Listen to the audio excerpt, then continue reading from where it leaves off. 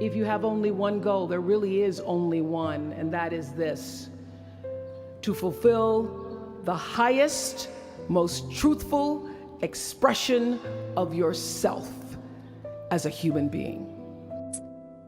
I was born invisible, in a forgotten corner of Mississippi, where poverty was the only language. I wore dresses sewn from potato sacks, made by my grandmother. And still, I was the target of ridicule. I grew up surrounded by rejection, abuse, forced silence, and hands that hurt more than they comforted. They tried to silence me, tried to erase me. But I was not buried. I was planted, and I blossomed. Today, the invisible girl is heard all over the world. Because I turned pain into purpose, wounds into strength, and silence into voice. A voice no one can ignore anymore.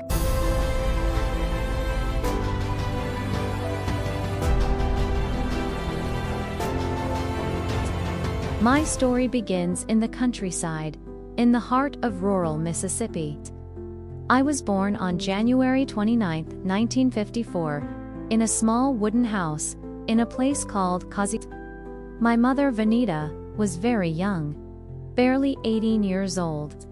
And my father, Vernon Winfrey, didn't even know I existed. Just days after I was born, I was left in the care of my grandmother, Hattie May Lee. My mother left me with her to try to make a life up north, to find work, to survive. I stayed and stayed. I relieved myself in the woods or in a pit. The light came from a kerosene lamp. I talked to her as if she were real. I grew up there, in that world of extreme poverty. She was the one who taught me to read when I was very young, only 3 years old, using the Bible. The house had no running water, no electricity, no bathroom. I bathed, and our food was mostly whatever we could grow or borrow. Beans, corn, cornmeal bread. My first doll was made from a corn cob. My grandmother was all I had. Strict, religious, determined. By age 4, I was already standing on a wooden church bench, reciting verses out loud with such passion that people said, "This girl has a calling." Jill believed I would be a preacher. And, in a way, I was. Even in that world of extreme poverty, I spoke with passion, as if I was already carrying a mission. But my childhood wasn't made of just books and faith. It was also made of toughness. When I did something wrong, she would make me cut a thin branch myself, and then she'd hit me with it, with a marshmallow stick, and wonder, is there a world where people don't laugh at me? Because the world will hit you harder if you don't learn now. That's how children were raised back then, in the southern United States. She would say, "I'm preparing you for the world." And I believed her. When it was time for school, there was a different kind of pain. We didn't have money for clothes. My grandmother would take empty potato sacks, sew straps onto them, and make dresses out of them. I would go to class wearing those. I'd hide in the corners of the classroom, trying to disappear. But when I got home, I'd lie down on the porch, look up at the sky, and amid all that harshness, something inside me said, "You are not just this. One day, you will leave here." And that thought, that whisper inside me, never let me give up. I remember I was being asked to come to speak about my mother at a church. And she was, a very, not religious. It was important for her to be seen as religious in the community. And I had become Oprah Winfrey, and everybody knew she was my mother. And I'd been asked to come to church to give all these accolades about my mother. And I couldn't think of one thing. I was listening to other people tell stories of their mother. This girl told a story of how her mother would make lunch, especially in the rain. She would pack it in a special lunchbox, and she would put their galoshes with those little yellow boots at the front door. And then she'd be home to take them off. And I was like, oh my God, I don't have one memory. I don't have one single thing. And so when it came time for me to speak, I thought, well, what do I actually have to be grateful for? She didn't abort me. She did the best that she knew. The best that she knew was not enough to feed what I needed, was not enough to make me feel whole, was not enough to make me feel valued or seen or important to her. It was not. But it was the best that she could do, and I gave up the hope that it could have been anything other than what she had.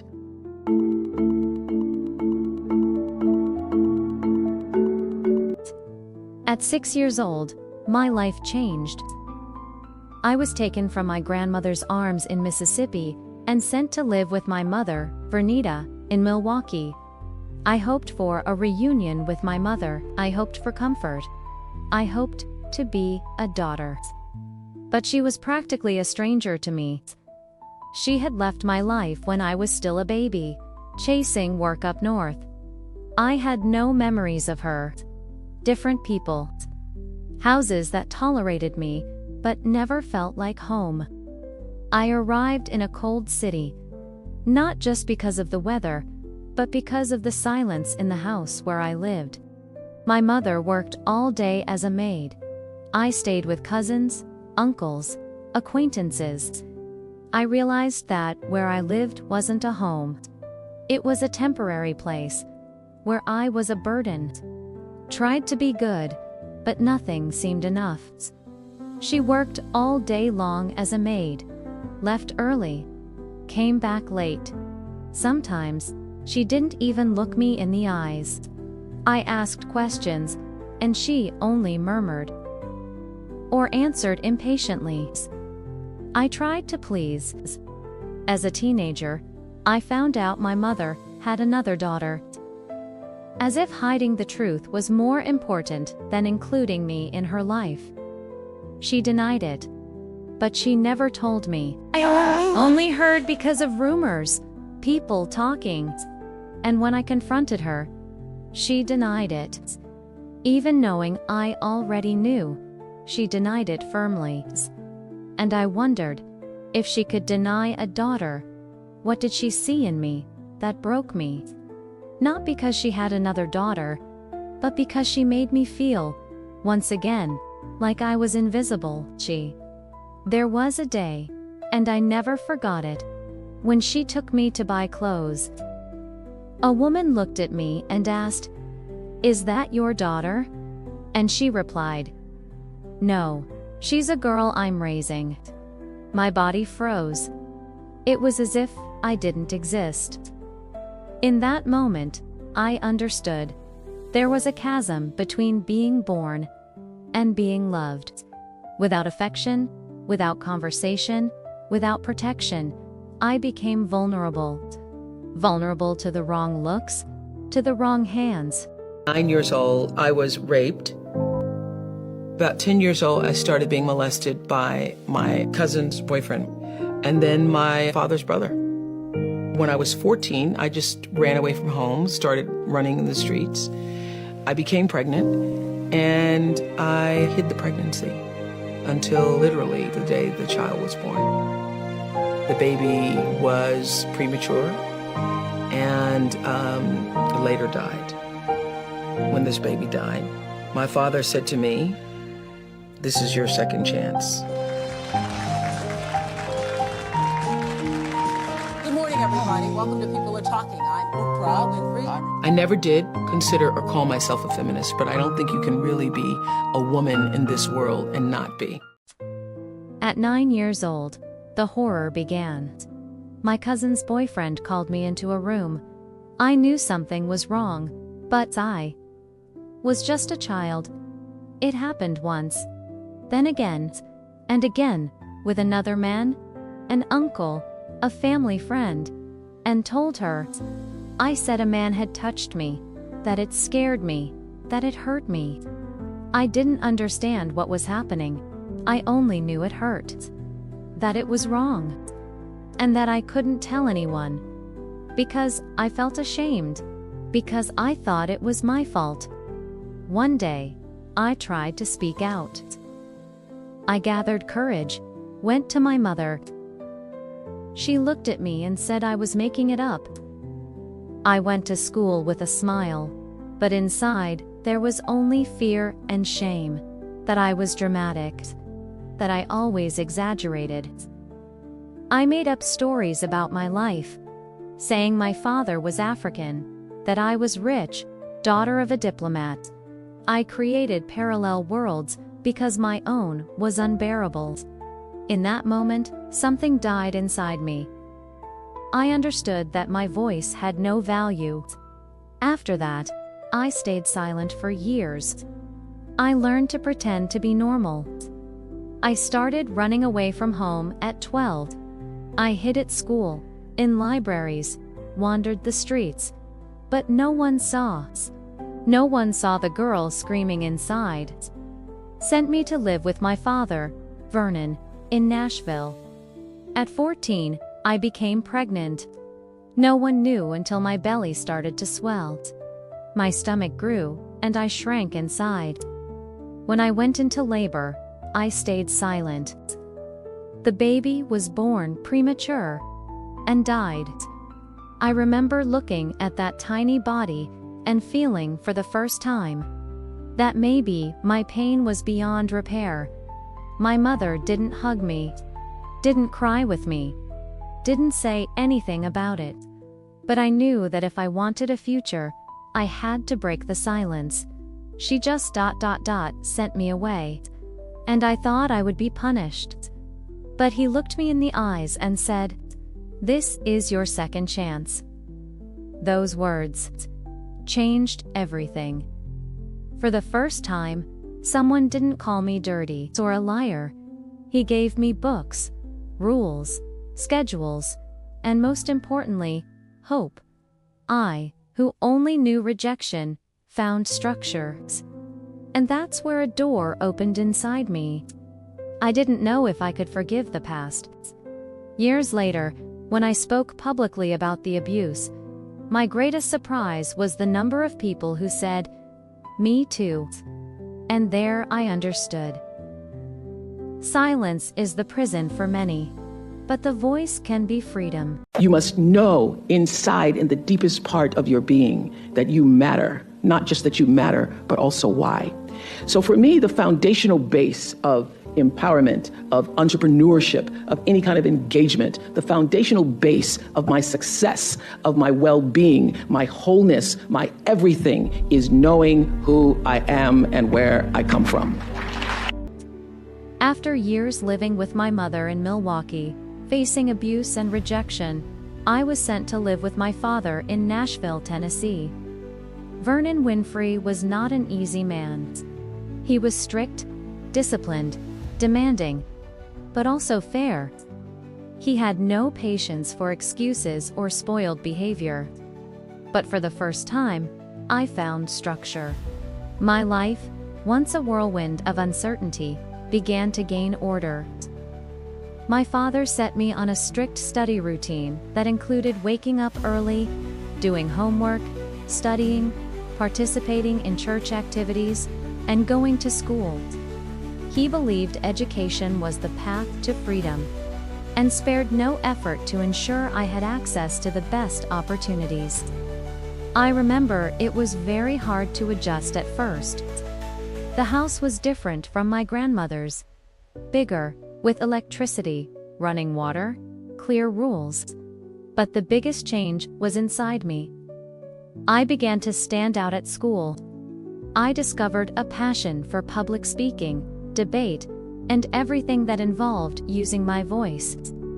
Since I was little, I had an enormous desire to speak, to express myself. In school, I soon became a brilliant student. My teachers encouraged me to join speech competitions, debates, and cultural events. I won awards and gained recognition, she always said. My father watched proudly, but never coddled me. You can be whoever you want, but you have to work hard for it. Because of him, I learned discipline, responsibility, and the importance of perseverance. In that environment, I was able to leave behind the past of silence and fear. I began to believe in myself. That transformation opened doors. I earned a scholarship to Tennessee State University, a historic and important institution for African American students. At university, I immersed myself in communication studies and spoke publicly whenever I could. The dream my grandmother saw in the Bible began to take shape in my reality. I understood that my voice was not just mine. It was the voice of many people who, like me, had no space to speak. And it was there, in that new home, under my father's firmness, that I began preparing for what would become my life's mission. Number one lesson I could offer you where your work is concerned is this: become so skilled, so vigilant, so flat out fantastic at what you do that your talent cannot be dismissed.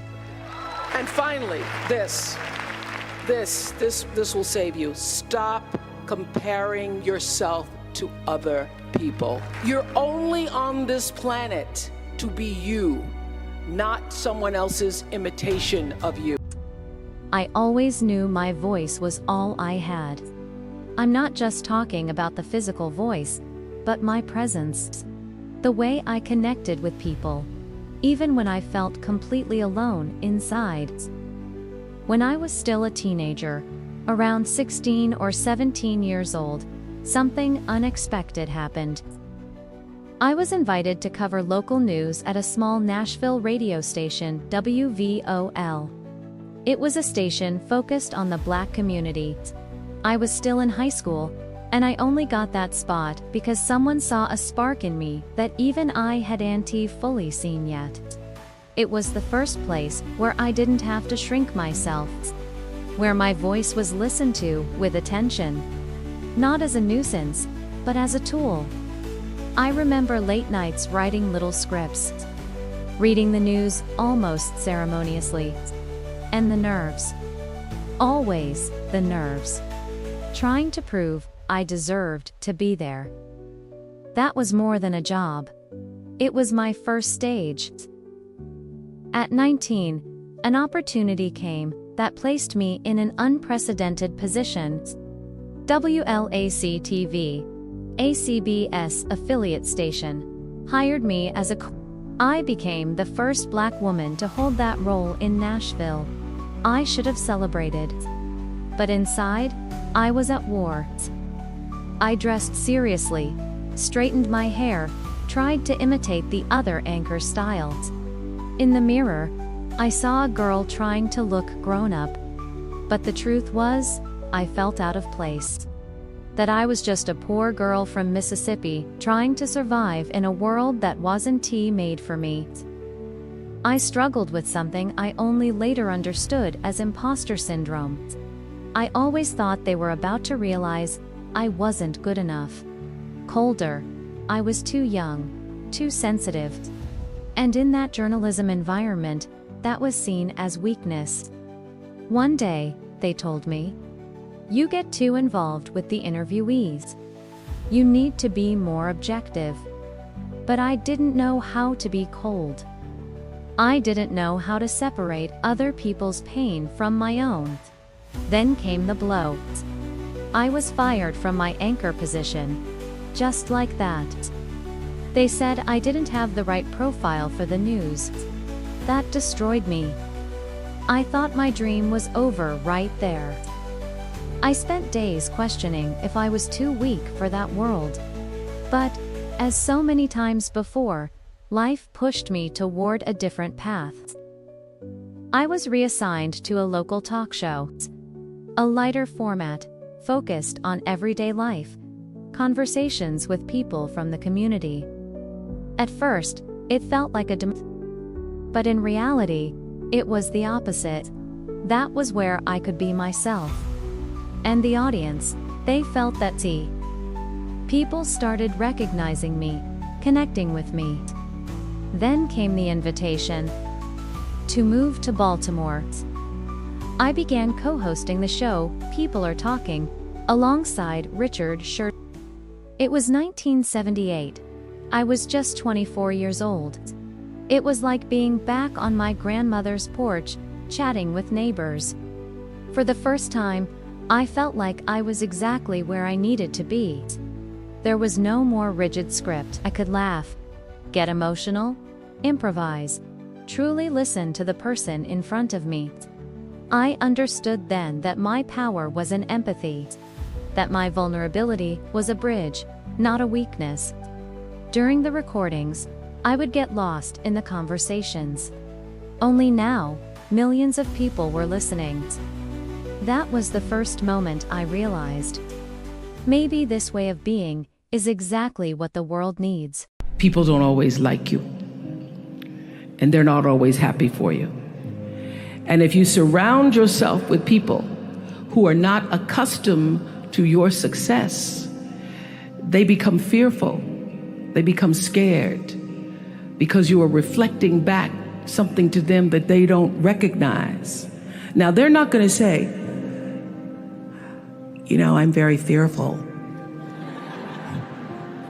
because you're reflecting back to me something I don't recognize.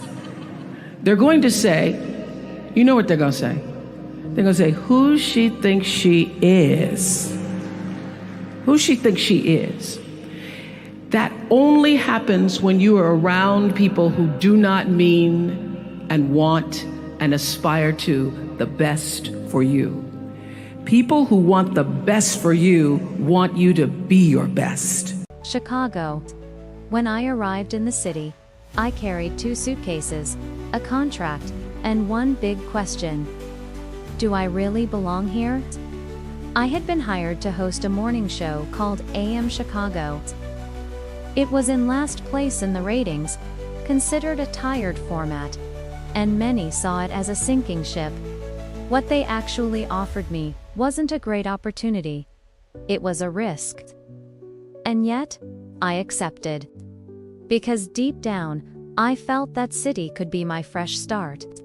And also, because, honestly, I had nothing left to lose. Behind the scenes, I felt the weight of judgment. Too emotional, too involved. Doesn't have the traditional look of an anchor. It was like I was always trying to justify my presence.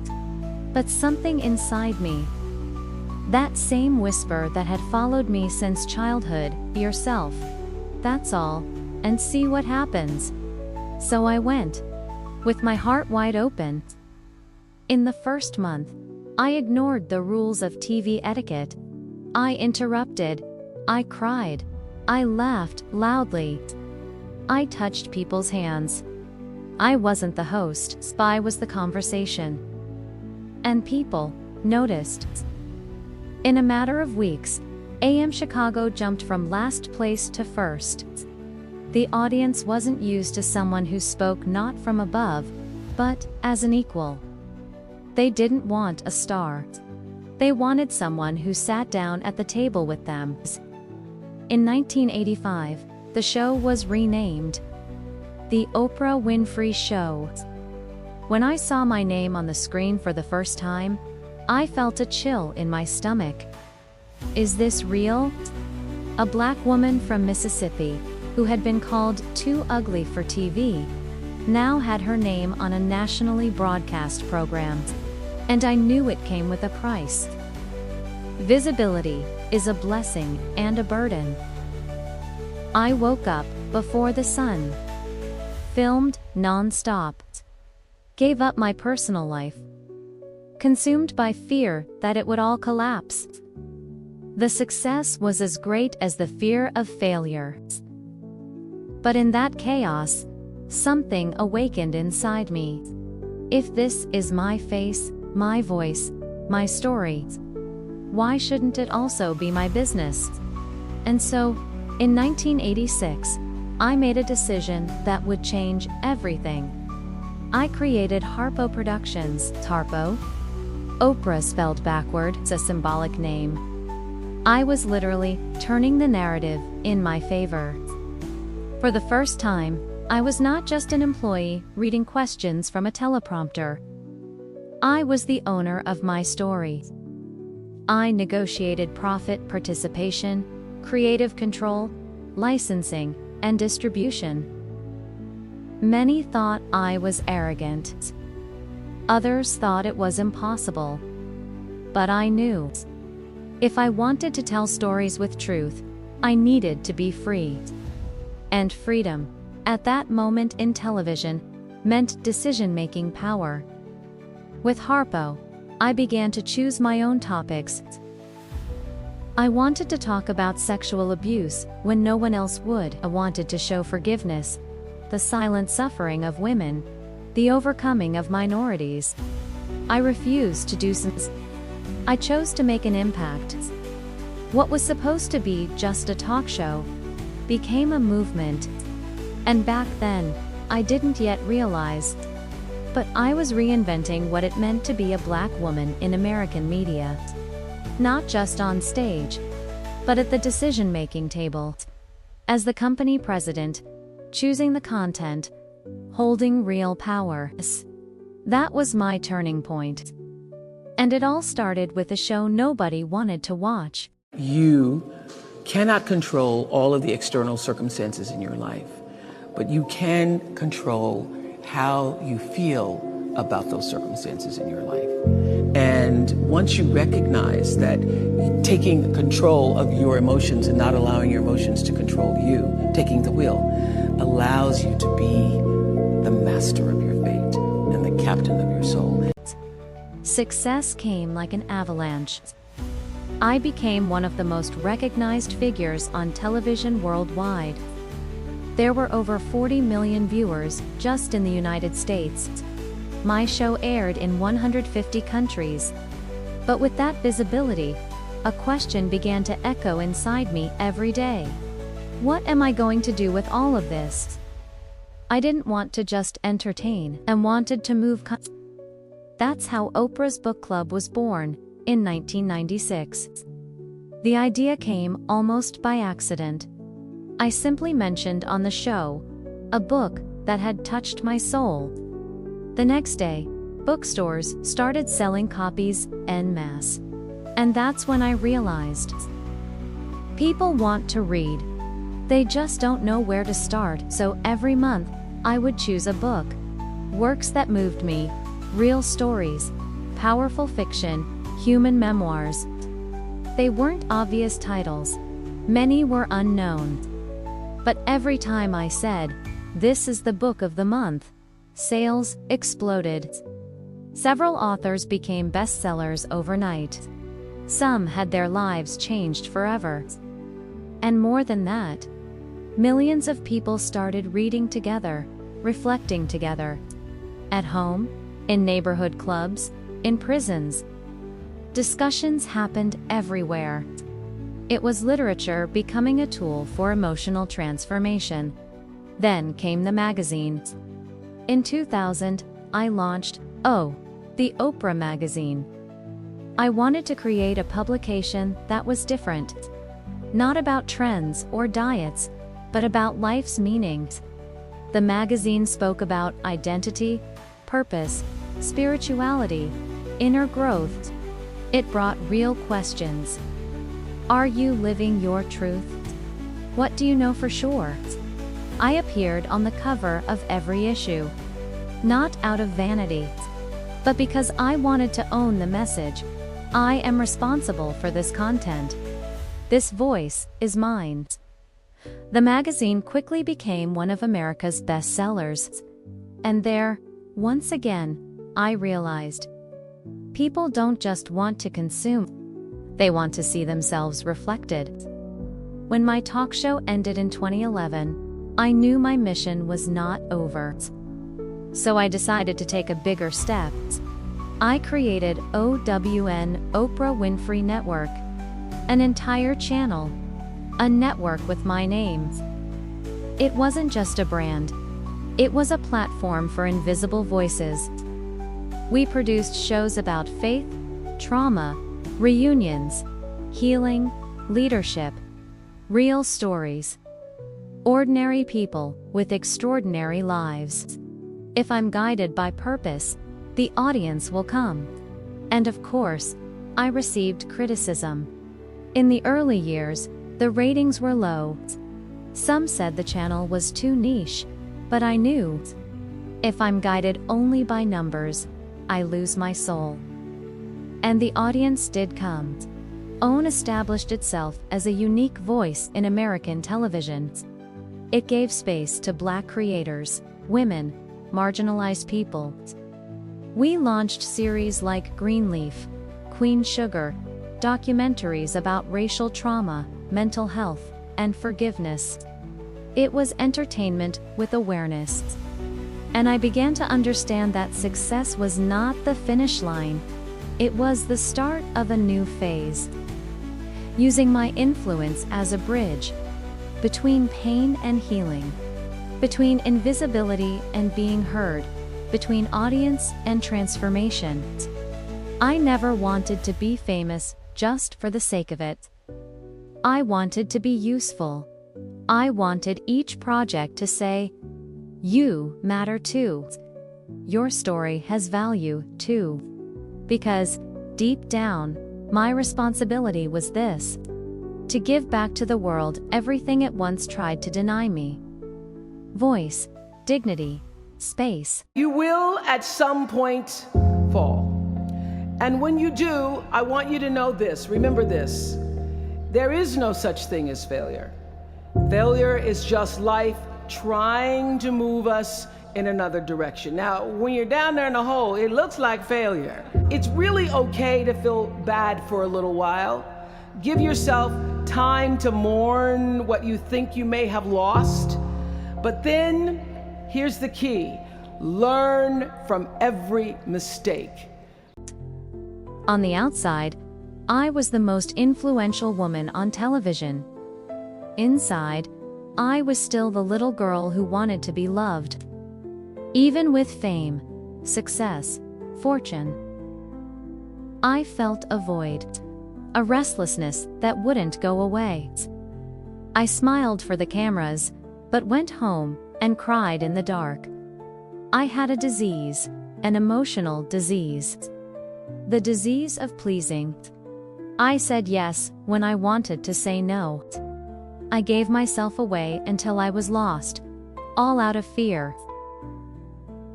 Fear of rejection, of not being enough, of being left.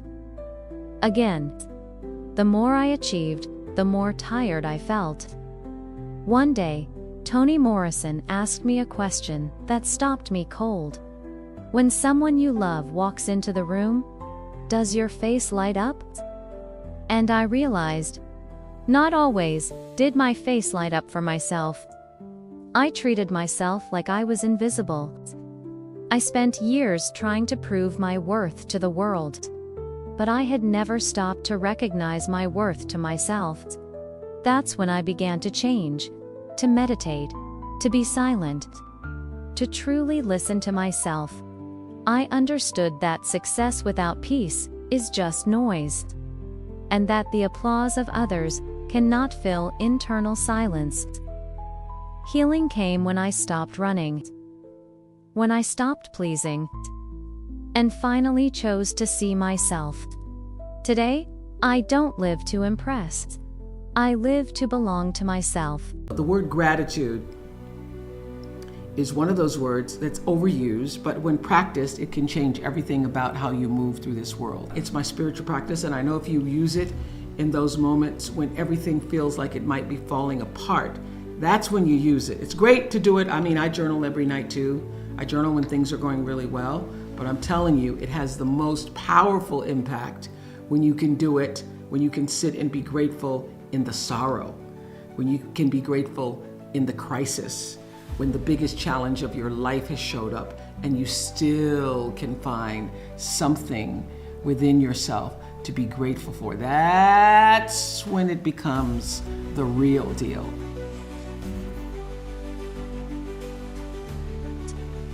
When you come from where I came from, when you survive what I survived, you understand the value of an opportunity. It can save a life. That's why, in 2007, I decided to found the Oprah Winfrey Leadership Academy for girls in South Africa. I didn't just want to build a school. I wanted to create a place of healing. A space where poor, forgotten, vulnerable girls, like I once was, could discover who they are before the world told them otherwise. I invested over $200 million in that dream. And I left nothing to chance. I helped choose the teachers, the structure, the uniforms, the dorms. I was there from the very start, eye to eye with each of those girls. I wanted them to feel seen. Many of them were orphans. Others had stories of pain similar to mine, abuse, abandonment, invisibility. And when I looked at them, I saw the girl I once was, full of potential, but surrounded by silence. Then I told myself, they won't live what I lived. I will make sure of that. Double quotes today. Those girls are women, graduates of Harvard, Stanford, Oxford, doctors, lawyers, activists. Some call me mom, and I carry them in my heart like they are my daughters. But my mission didn't stop there. In the United States, I've invested millions in urban schools, scholarships, literacy programs. I donated to historically black colleges like Morehouse College. I believed, and still believe, that education is the most powerful tool to break a cycle. It changes the mind. And where the mind goes, life follows. I've also supported shelters for women, victims of violence, mental health projects, hunger relief initiatives. And I know what it does to a person when no one shows up. So I chose to show up. Philanthropy, for me, was never charity, it was reparation. It was response, was a way to tell the world. I didn't just survive. I came back for the others. Today, when people ask me what my greatest achievement is, I don't think of Emmys, ratings, awards, or money. I think of the moment I look into a young person's eyes and say, you matter, you have a place in this world. I see you, and they believe it.